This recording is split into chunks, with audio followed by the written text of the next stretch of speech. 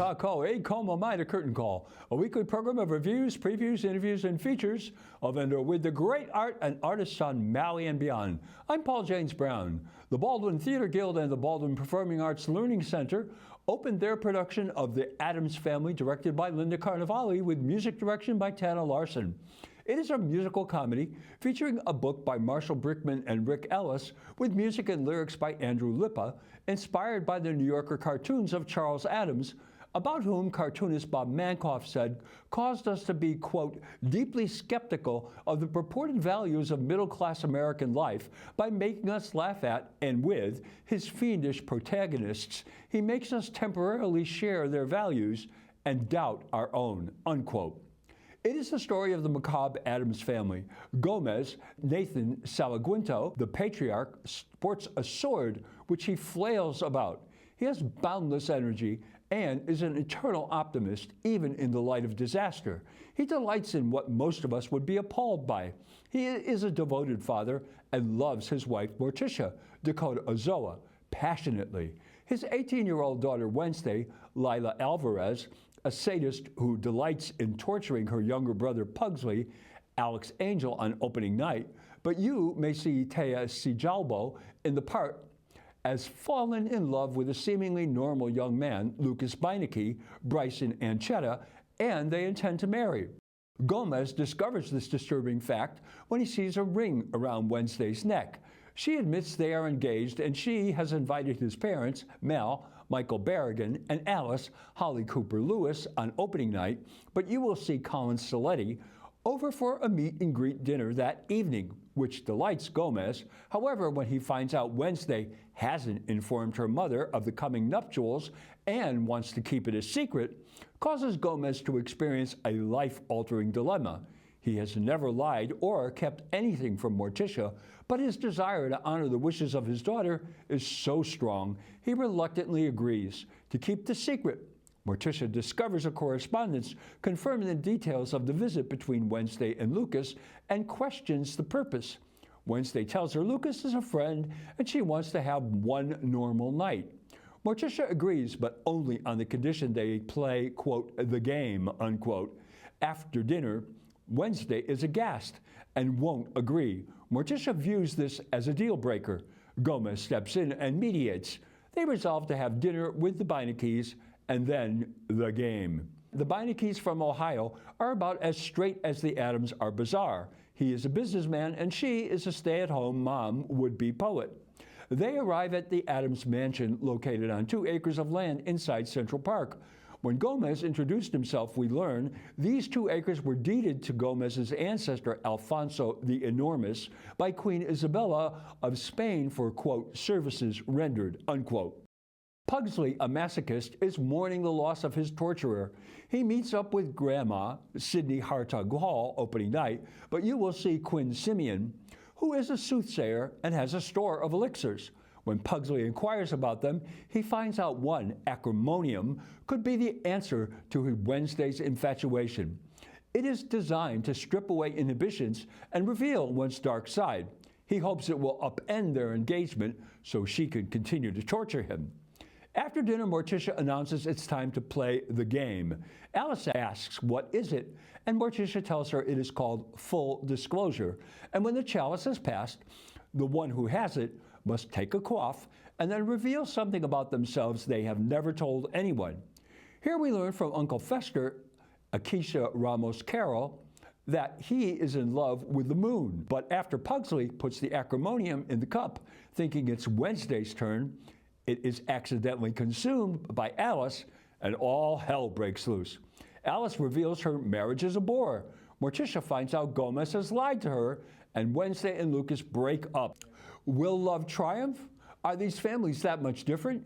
Get tickets through the 25-26 season sponsor, Wave of Harmony Foundation, www.waveofharmony.org to find out.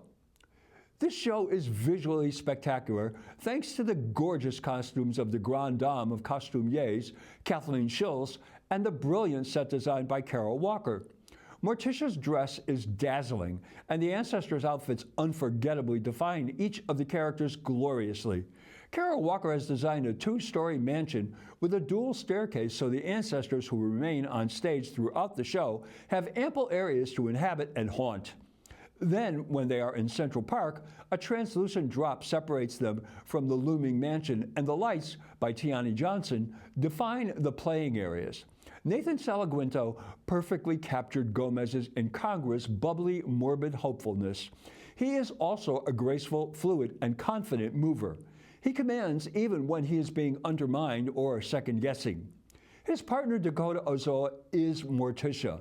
How fortunate Miss Carnevale is to have one, it appears, was born to play this part. Ms. Ozoaʻs displayed Morticia's passion for and faith in Gomez, and later, when she discovered the truth, her terminal disappointment. Ms. Ozoaʻs understood who Morticia is and gave us a complex woman who discovered something about herself so many of us have. Despite our best efforts, sooner or later, we become our parents. Ms. Alvarezʻs gave us a Wednesday who is being transformed by love, finding beauty and delight in the things that she once abhorred. She recognized the difficulty this relationship presented for her family, but she wanted it more than anything. Pugsley is a key character in the plot of the show. Alex Angel has two big moments. The first is when she is being tortured. She screams in pain while masochistically begging for more. Then she has a terrific song when she plots to take her sister back from her current fantasy of love in her version of What If? The Beineckes are at first typical middle American family. Michael Berrigan's Mal is a domineering husband and an autocratic dad. Holly Cooper Lewis's Alice is the subservient suburban housewife who spouts Midwestern rhyming cliches, and Lucas is their obedient and anxious son who hopes they aren't headed for a catastrophe. Then everything changes during Full Disclosure, and later when Ms. Cooper Lewis and Master Berrigan come to an electric realization. The others in this cast are Sydney Hartig Hall as the gravelly-voiced grandma, Aisha Ramos Carroll as Gomez's literally lunatic brother Fester, and the ghoul butler Lurch, played by Talia Schulz, no relation to Kathleen Schulz. Also, there are 19 ancestors who provided the choral numbers in the show, and some lovely dancing, especially as stars in the lyrical, almost balletic Uncle Fester song, The Moon and Me.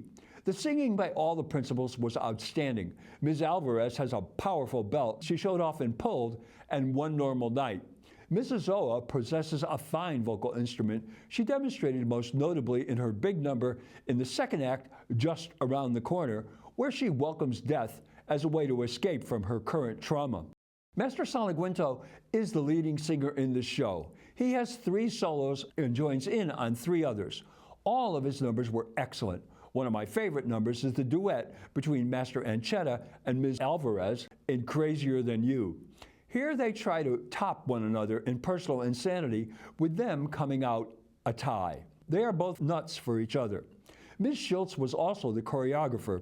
The opening number, When You're an Addams, spotlighted not only a huge ensemble of ancestors, but it also had dance styles including the bunny hop, the twist, and rigor mortis.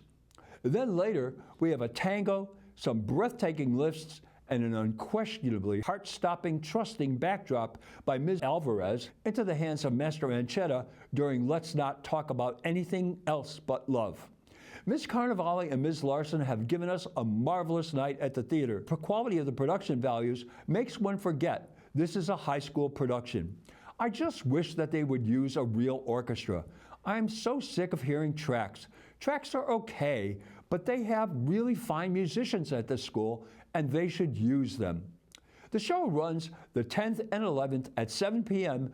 and 2 p.m. on the 12th at the Henry Perrine Baldwin Auditorium of Baldwin High School in Wailuku. Advance tickets are available at www.waveofharmony.org. Go and support these young people and this wonderful production.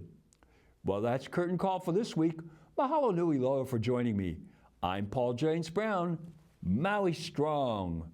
Ahui ho.